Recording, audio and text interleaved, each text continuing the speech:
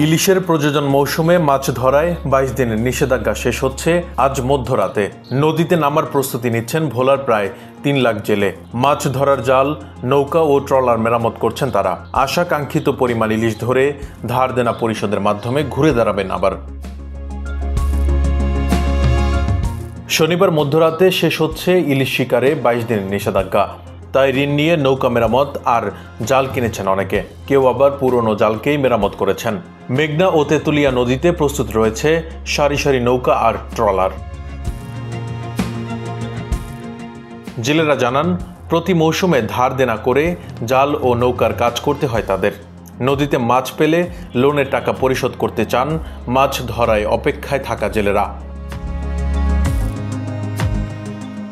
নিষেধাজ্ঞার সময় জেলার ৭ উপজেলার মেঘনা ও তেঁতুলিয়া নদীতে অভিযানে ২ শতাধিক জেলেকে আটক ও বিপুল পরিমাণ জাল জব্দ করেছে মৎস্য বিভাগ ও কোস্টগার্ড।